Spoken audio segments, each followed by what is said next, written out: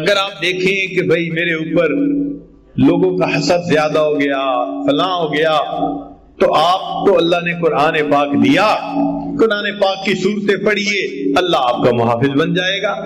چنانچہ علامہ جلال الدین سیوطی رحمۃ اللہ نے ایک بات لکھی ہے جو آپ لوگوں کے لیے امید ہے کہ بہت فائدہ مند بات ہوگی، خاص طور پہ علماء طلباء کے لیے، اور اس کے بعد آپ کو عملیات والوں کے پیچھے نہیں بھاگنا پڑے گا۔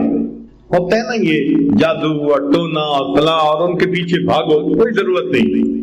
قرآن آیا ہی اسی لیے ہے کہ ہماری پریشانیوں کو دور کر دے۔ چنانچہ علامہ جلال الدین سیوطی رحمۃ اللہ فرماتے ہیں الفاتحہ تمنع غضب الرب، کہ سورہ فاتحہ کی جو کثرت سے تلاوت کرتا ہے اللہ کے غصے سے اس کو حفاظت ہو جاتی ہے۔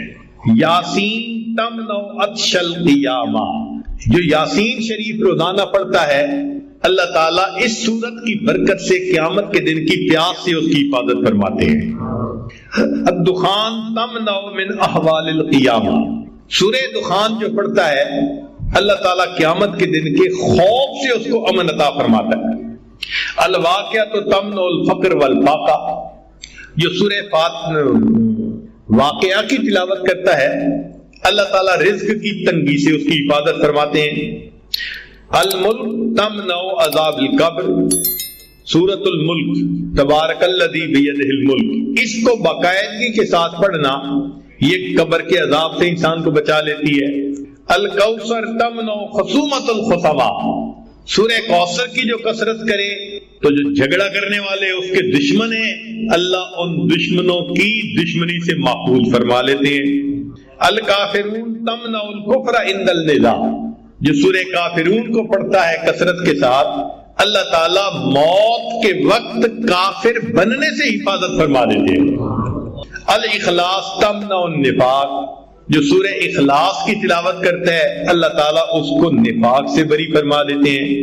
الفلق تمنع حسد الحاسدین، سورہ فلق کی تلاوت زیادہ کرے گا تو اللہ حاسدوں کے حسد سے بچائیں گے۔ والناس تمنع الوساوس، اور جو انسان سورۃ الناس کی کثرت کرتا ہے اللہ شیطان کے وساوس سے اس کی حفاظت فرماتا ہے۔ اب اللہ کے حبیب صلی اللہ علیہ وسلم نے ہمیں یہ باتیں بتا دی تو ہمیں کس بات کی پریشانی؟ کوئی حسد کرتا ہے، کوئی دشمنی کرتا ہے، کوئی اپنے ہمیں نقصان پہنچانے کی کوشش کرتا ہے، دل میں یقین رکھے نقصان پہنچانے سے بچانے والا زیادہ بڑا ہے۔ جب اللہ پہ توکل رکھیں گے تو اللہ حفاظت فرمائیں گے، اور اگر کوئی آپ کے ساتھ برائی کرے یا زیادتی کرے آپ اللہ کے لیے معاف کر دیں، اللہ کے لیے معاف کر دیں۔ چنانچہ معافی کا ایک عجیب حدیث پاک ذرا سن لیجیے۔ وہ صورت کی انسان کے دنیا اور آخرت کے سب مسئلوں کو حل کرنے والی ہے۔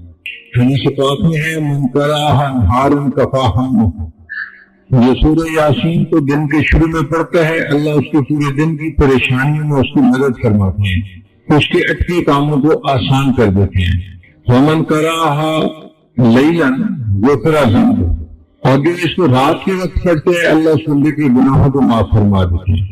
حکیم ترمذی رحمۃ اللہ علیہ فرمایا کرتے تھے اگر کسی بندے کو اپنے دل میں کساوت محسوس ہو، سختی محسوس ہو، تو وہ سورہ یاسین شریف کو پڑھے یا اس کو برتن پر زعفران سے لکھ کر اس کو پیے، اللہ تعالیٰ دل کی سختی کو دور کر دیتے ہیں۔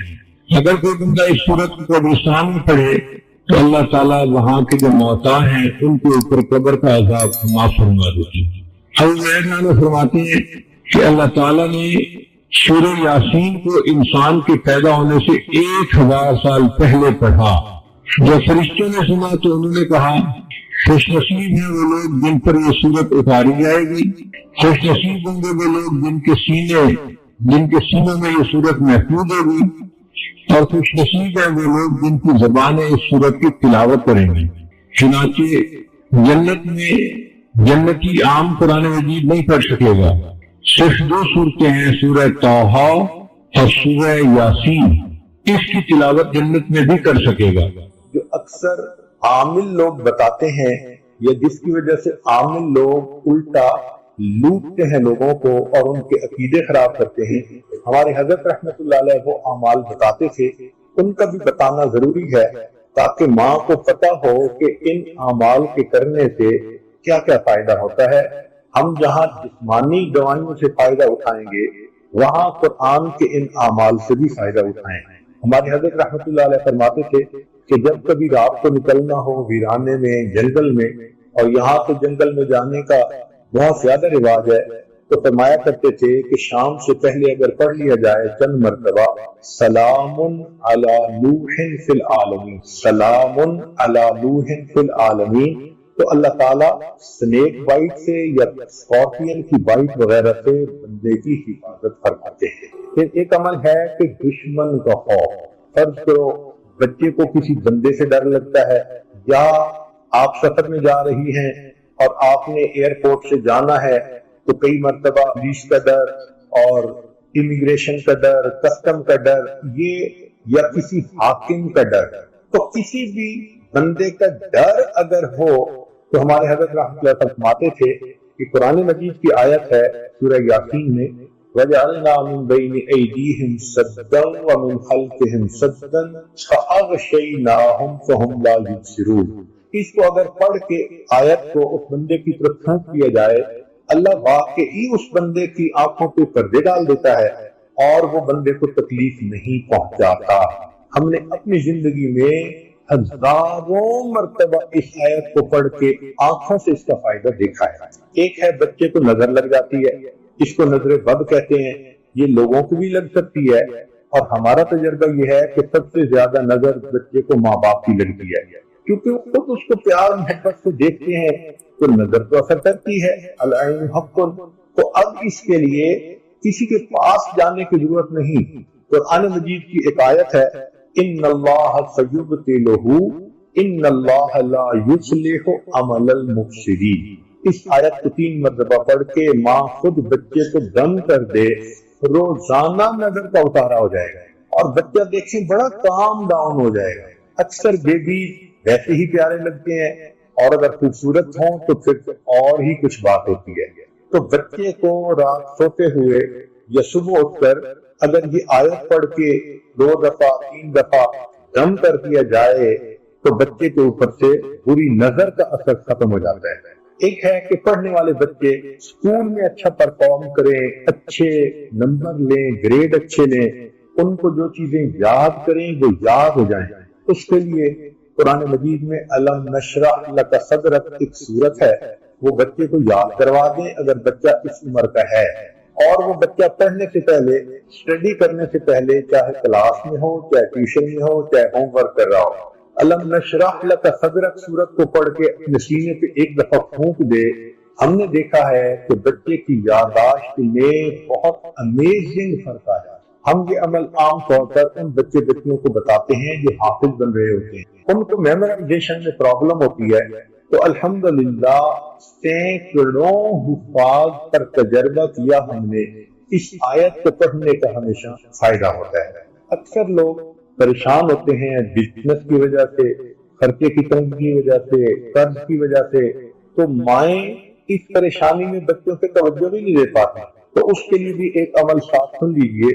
ہمارے حضرت مرشد عالم رحمۃ اللہ علیہ فرماتے تھے کہ جب بھی نماز پڑھیں، ہر نماز کے بعد اول آخر ایک دفعہ درود شریف اور درمیان میں 7 مرتبہ سورۃ لإیلاف قریش، پوری سورت 7 دفعہ پڑھیں، چھوٹی سی سورت ہے، اور پھر دعا مانگیں۔ اس عمل کو کرنے سے رزق کی کوئی بھی پریشانی ہو اللہ اس پریشانی کو دور فرما دیتے ہیں۔ گویا 2 ہستیوں سے ہمارا واسطہ پڑا، ایک اللہ سے جو ارحم الراحمین ہے، اور ایک محمد الرسول اللہ سے جو رحمت للعالمین ہے۔ کسی شاعر نے کیا اچھی بات کہی، یا رب تو کریمی و رسول تو کریم، اے رب آپ بھی کریم ہیں اور آپ کے رسول صلی اللہ علیہ وسلم بھی کریم ہیں، صد شکر کے ہستیم میں آنے دو کریم۔ میں اللہ کا شکر ادا کرتا ہوں کہ میرا معاملہ 2 ہستیوں کے درمیان ہے جو دونوں کریم ہیں۔ اب اللہ تعالیٰ کے ارحم الراحمین ہونے کا ذرا نظارہ دیکھیے۔ اللہ رب العزت کی رحمت کے 2 نام ہیں، ایک ہے رحمان اور ایک ہے رحیم۔ تو طالب علم کے ذہن میں بات آتی ہے کہ 2 نام کیوں ہیں؟ اس کی ایک وجہ ہے، ایک ہوتا ہے بندے کا مالدار ہونا، یہ ایک الگ صفت ہے، اور ایک ہوتا ہے بندے کا سخی ہونا، یہ الگ صفت ہے۔ کئی دفعہ بندہ مالدار تو ہوتا ہے، سخی نہیں ہوتا تو مال کس کام کا۔ کئی بندہ سخی تو بڑا ہوتا ہے، پلے کچھ نہیں ہوتا تو اس کی سخاوت کس کام کی۔ مزہ تو تب ہے کہ مال بھی کثرت کے ساتھ ہو اور سخاوت بھی خوب ہو۔ تو رحیم کا جو نام ہے نا اللہ تعالیٰ کا، اس کا معنی ہے کہ اللہ تعالیٰ کی رحمت بے انتہا ہے، اور رحمان کا مطلب کہ اللہ کی رحمت خرچ بھی بے انتہا ہو رہی ہے۔ آپ دیکھیں اللہ وہ ذات ہے جس کی رحمت اپنوں پہ بھی دنیا میں خرچ ہو رہی ہے، پرایوں پہ بھی ہو رہی ہے، مومنوں پہ بھی ہو رہی ہے، کافروں پہ ہو رہی ہے۔ کافروں کو اولاد کون دیتا ہے؟ کافروں کو صحت کون دیتا ہے؟ کافروں کو عزت کون دیتا ہے؟ تو یہ سب کچھ نعمتیں ان کو دنیا میں اللہ دیتا ہے۔ اللہ وہ ذات ہے جو رحمان ہے، جو وفاداروں کو بھی دنیا میں دیتا ہے، غداروں کو بھی دنیا میں دیتا ہے۔ اس کی رحمت کی انتہا دیکھیے کہ ہر کسی پر اس کی رحمت خرچ ہو رہی ہے۔ اس لیے یہ دو نام ہیں، رحمان اور رحیم۔ رحیم کا مطلب وہ ذات جس کی رحمت اتنی کہ کوئی اس کی انتہا ہی نہیں، اور رحمان کا مطلب وہ ذات کہ جس کی رحمت اپنے اور پرائے ہر ایک کے اوپر خرچ ہو رہی ہے۔ حدیث مبارکہ میں آتا ہے کہ اللہ رب العزت نے اپنی رحمت کے 100 حصے کیے، اور ان میں سے ایک حصہ اللہ نے مخلوق میں تقسیم کیا۔ یہ جو مخلوق میں محبتیں نظر آتی ہیں نا، ماں کو محبت اولاد سے ہے، خامد کو بیوی سے ہے، بیوی کو خامد سے ہے، بھائی بہن کی محبت، دو بھائیوں کی محبت، پیر کو مرید سے، مرید کو پیر سے، استاد شاگرد، شاگرد استاد۔ مخلوق میں جتنی محبتیں نظر آتی ہیں یہ اس ایک حصے کے آگے حصے در حصے ہیں جو ہمیں ملے ہیں۔ اب آپ غور کیجئے کہ اگر وہ کھرب حصہ جو کسی ایک ماں کے حصے میں آیا، اس کی وجہ سے ماں کو اولاد سے اتنی محبت ہوتی ہے، تو جس پروردگار کے پاس 100 حصے رحمت ہے اس کو بندوں سے کتنی محبت ہوگی، ہم تو اس کا اندازہ ہی نہیں لگا سکتے۔ سچی بات تو یہی ہے کہ رحمت تو اللہ کے پاس ہے، یا پھر رحمت للعالمین کے پاس ہے، اور باقی تو سارے پانی کے بلبلے ہیں۔ چنانچہ اللہ رب العزت نے اپنے پیارے حبیب صلی اللہ علیہ وسلم کی امت کے لیے دنیا میں ایسا نظام بنایا کہ چھوٹے چھوٹے بہانوں سے ان کے گناہوں کو معاف کرنا ہے۔ اب ذرا غور کیجئے کہ کوئی بندہ نیکی کا ارادہ کرتا ہے نا، ابھی نیکی کی نہیں ہے، صرف دل میں ارادہ کیا، مصمم ارادہ کیا، تو ارادہ کرنے پر فرشتہ ایک نیکی نامہ اعمال میں لکھ لیتا ہے۔ ابھی اس نے کچھ بھی نہیں کیا، لیکن چونکہ ارادہ کر لیا تو ارادہ کرنے پر اس کے لیے نیکی لکھ دی جاتی ہے، اور نیکی کا فرشتہ امیر ہے، اور جو گناہ لکھنے والا فرشتہ ہے وہ اس کا ماتحت ہے۔ اب یہی بندہ گناہ کا ارادہ کرے تو گناہ والا فرشتہ لکھ نہیں سکتا، کیوں؟ نیکی والا فرشتہ کہتا ہے ابھی گناہ کیا تو نہیں نا، تمہیں کیا مسئلہ ہے، کیوں لکھ سکتے؟ گناہ کا ارادہ کرے تو نہیں لکھ سکتا، نیکی کا ارادہ کرے تو نیکی لکھی جاتی ہے۔ پھر ایک بندے نے گناہ کر لیا تو گناہ والا فرشتہ پوچھتا ہے اپنے افسر سے، میں لکھ لوں، اس نے تو گناہ کر لیا؟ وہ کہتے ہیں یار تمہیں جلدی کیا ہے، تھوڑا ویٹ کرو، ہو سکتا ہے کہ یہ شرمندہ محسوس کرے اور توبہ کر لے اور گناہ لکھنے کا موقع ہی نہ آئے۔ 6 گھنٹے تک وہ انتظار کرواتا ہے۔ اگر بندہ گناہ کرنے کے 6 گھنٹے بعد تک بھی افسوس نہیں کرتا تو پھر اس کا گناہ لکھا جاتا ہے۔ لیکن جو ایک نیکی لکھتے نا فرشتہ، وہ کئی مرتبہ ایک نیکی کو 700 گنا تک بڑھا دیتا ہے۔ حدیث مبارکہ میں آتا ہے کہ جب کوئی بندہ سو جاتا ہے تو نیکی والا فرشتہ ایک نیکی کے بدلے میں 10 گناہوں کو مٹا دیتا ہے۔ اب سوچئے کہ ہم تو سو رہے ہیں، لیکن نیکی والا فرشتہ ایک نیکی کے بدلے 10 گناہوں کو مٹاتا چلا جا رہا ہے۔ تو کئی مرتبہ کوئی گناہ بچتا ہی نہیں، مومن نے نیکیاں اتنی کی ہوتی ہیں۔ حدیث مبارکہ میں آتا ہے، بخاری شریف کی روایت ہے کہ جس بندے نے دن میں 100 مرتبہ سبحان اللہ و بحمدہ پڑھ لیا، اللہ اس کے سب گناہوں کو معاف کر دیتے ہیں، اگرچہ اس کے گناہ سمندر کی جھاگ کے برابر کیوں نہ ہوں۔ اب بتائیے کتنا چھوٹا سا ذکر ہے، 100 مرتبہ یہ ذکر کرنے پر اللہ تعالیٰ بندے کے سب گناہوں کو معاف فرما دیتے ہیں، اگرچہ اس کے گناہ سمندر کی جھاگ کے برابر کیوں نہ ہوں۔ پھر اللہ تعالیٰ نے دل کی ندامت کو توبہ بنا دیا۔ ایک بندہ زبان سے کچھ نہیں بولتا، مگر غلطی کرنے کے بعد اپنے دل میں نادم ہوتا ہے، تو الندم توبۃ، وہ جو دل میں نادم ہوا، شرمندہ ہوا کہ سوری مجھے ایسے نہیں کرنا چاہیے تھا، میں غلطی کر بیٹھا، یہ دل سے نادم ہونا ہی اس کی توبہ ہے، اس پر اللہ گناہ معاف فرما دیتے ہیں۔ تو دیکھیے اللہ تعالیٰ بہانے ڈھونڈ رہے ہیں نا بندے کے گناہوں کو معاف کرنے کے۔ پھر اللہ تعالیٰ نے توبہ کے قبول ہونے کے لیے کوئی شرط متعین نہیں کی کہ یہ شرط پوری کرو گے تو توبہ قبول کریں گے۔ بندے نے توبہ کی، اللہ نے فوراً قبول فرما لی۔ پھر جو بندہ بیمار ہو جاتا ہے تو بیماری کی وجہ سے اس کے گناہ معاف ہو جاتے ہیں۔ حدیث مبارکہ میں ہے کچھ لوگ بیمار ہوتے ہیں ان کے گناہ معاف ہو جاتے ہیں، اور جب بیماری سے صحت یاب ہوتے ہیں وہ اس طرح گناہوں سے پاک ہوتے ہیں جس طرح اس دن پاک تھے جب اس کی ماں نے ان کو جنم دیا تھا۔ بیماری کیا آئی؟ بندے کے لیے روحانی غسل کا سبب بن گئی۔ پھر دنیا میں کوئی پریشانی آتی ہے، مصیبت آتی ہے، بندے کو ٹھوکر لگے، گناہ معاف، حتیٰ کہ اگر اس کا چراغ جلتا ہوا بجھ جائے تو اس پر بھی گناہ معاف ہو جاتے ہیں۔ تو اتنی چھوٹی چھوٹی پریشانیوں پر اللہ گناہ معاف کرتے ہیں۔ ایسے لگتا ہے کہ اللہ کی رحمت تل گئی ہے کہ میں نے اپنے محبوب کے امتیوں کے گناہوں کو معاف کر دینا ہے۔ پھر کچھ لوگ گناہ کر لیتے ہیں مگر اس پر توبہ استغفار نہیں کرتے۔ اللہ تعالیٰ نے ایک اور سبب بنا دیا۔ حدیث مبارکہ میں آتا ہے کہ اللہ تعالیٰ مچھلیوں کو، پرندوں کو اور چیونٹیوں کو حکم فرماتے ہیں کہ تم ایمان والوں کے لیے استغفار کرو۔ وہ مچھلیاں پانی میں، پرندے ہوا میں اور چیونٹیاں اپنے بلوں میں مومنوں کے لیے استغفار کر رہی ہوتی ہیں، اور یہ تو زمین کی مخلوق تھی۔ اللہ تعالیٰ نے اس سے بھی اور بڑا کرم کیا، وَيَسْتَغْفِرُونَ لِمَنْ فِي الْأَرْضِ، اللہ فرشتوں کو حکم کرتے ہیں کہ جو مومن گناہگار خطا کر بیٹھے تم ان کے لیے استغفار کرو، میں گناہ معاف کر دوں گا۔ تو فرشتے بندوں کے لیے استغفار کرتے ہیں۔ پھر ایک دوسرے کی دعا پر اللہ تعالیٰ دوسرے دوست کے مغفرت فرما دیتے ہیں۔